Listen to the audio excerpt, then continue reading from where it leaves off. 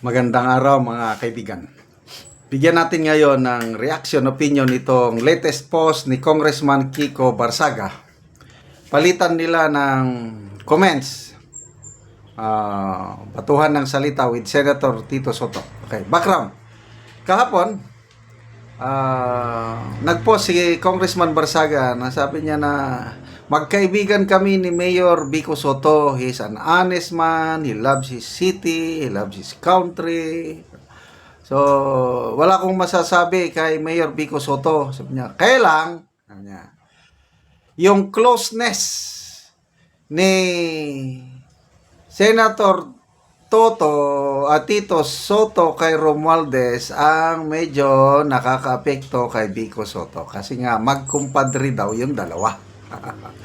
So ito, nag-response si Senator Soto na biniltahan naman ni Congressman Barsaga. O ito ang response ni Senator Soto sa ang issue is yung closeness.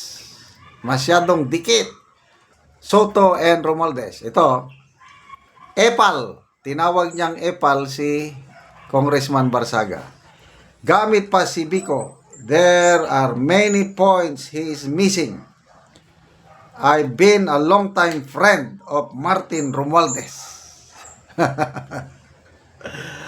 Ang response ng batang congressman, grabe. Dalawa nang binabangga niya. Speaker of the House at saka Senate President. Grabe oh, sabi nyo, diskaya lang ang kaya mo. Takot ka kay Romualdez. Grabe. Oh my God. Saan nang gagaling ng tapang nitong kongresista na ito? Tingnan natin ha. 13 people who reacted. 7,900 tumatawa. I don't know sinong tinatawanan nila, si Congressman Barsaga ba o si Senator Soto. 3,400 ang nag-like and then 1,600 ang love. Palagay ko, itong nag-react, karamihan ito, pabor kay Congressman Barsaga. Galing. Oh, comments! Kipichu, sabi niya, ha ha ha ha ha, Gen Z politicians really are another level as Gen Z say, Islay! Gorgoren! Teo Moreno, Islay!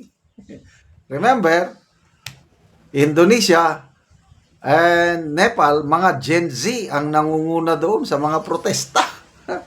Ay, nako. The free thinker, sabi niya, ha ha ha, boom! Emasculation at its finest. Oh, Rob Rances, sabi niya, Sigma. Ano yung Sigma? Malakas?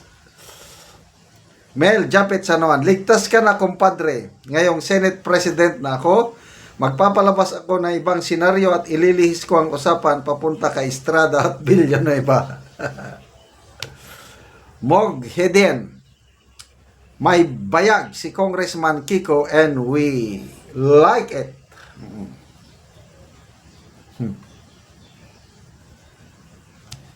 Oren Ishi, Tito, the puppet of Martin. Gab Aguilar, yan si Congressman Kiko Barsaga, palaban. JP Kobayashi, Barsagulan na. Bardagulo, no? Barsagulan na. Ha? We've got your back, Kong Kiko.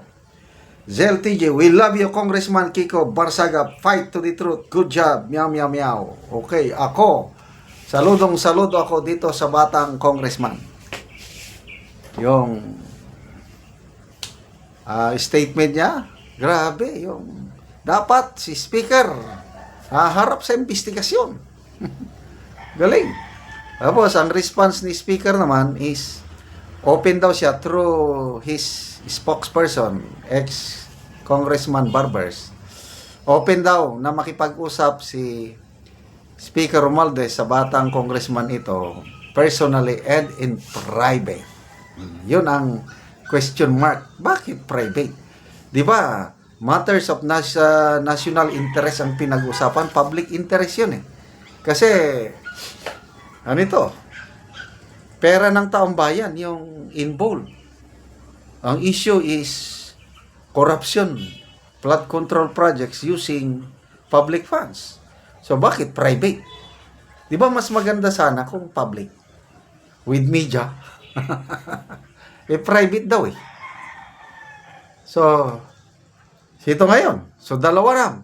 2 fronts na ang kanyang first time nangyari, oh. Senate President.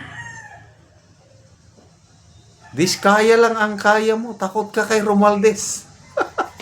What? What? Believe ako sa mga ano. So, we need people like him. Ako, saludo ako. May prinsipyo talaga. Hindi takot. Kasi daw yung sa distrito nila, nababasa ko lang sa comments ha, matino daw yung father niya, the late Congressman PD o Didi Barsaga, matino daw. Kaya ito, anak niya, like father, like son, matino rin. So sana madadami pa ang katulad ni Congressman Barsaga, Congressman, sino ito? Leandro Libeste, Congressman Toby Chanco, Congressman Albi Binetes.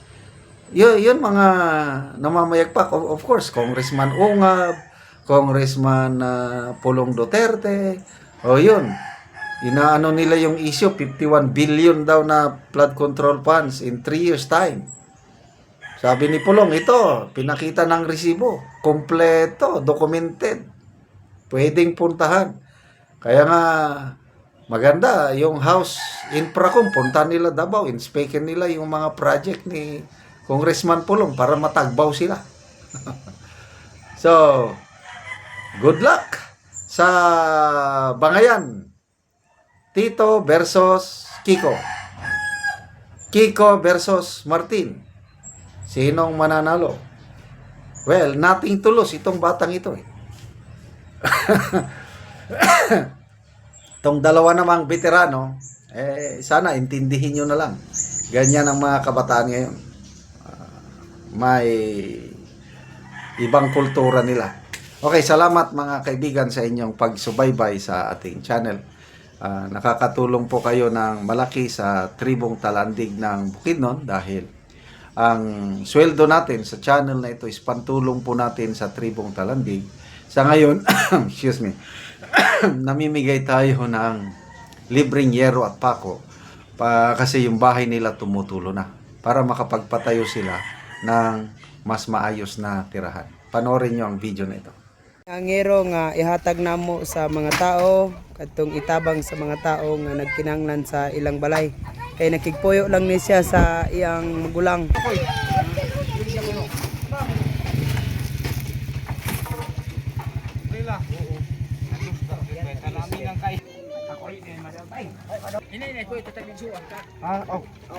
Salamat sir sa sen kay magyatag sa kuha.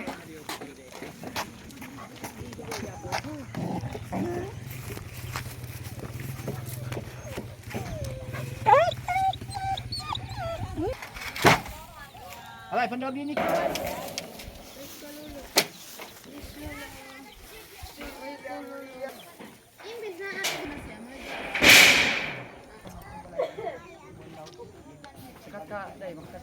Tabangan o gero ika-30 CB na ni kabalay din sa Tin City nga nakatabang.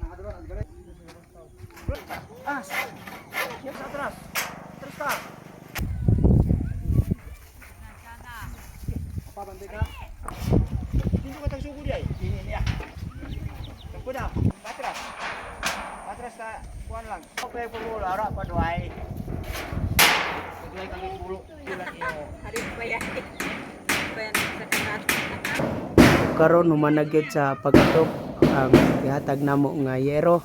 So balay na gyud ang nataga namo gyud. Salamat sa Ginoo. Salamat sa Ginoo ug nakabalay na gid ko. Samot sa nagtabang sa ko. Oo. Nagtabang. Isa pa unti. Labi na sa nagtabang sa sin. Salamat sa Ginoo nga nakabalay ko. Ug tungod sa iya nakabalay ko karon kay Tulo na katuig pag-ipon na nako. nagkigpuyo lang kasi mong igsuon. Nagkigpuyo. Sige, salamat kaayo.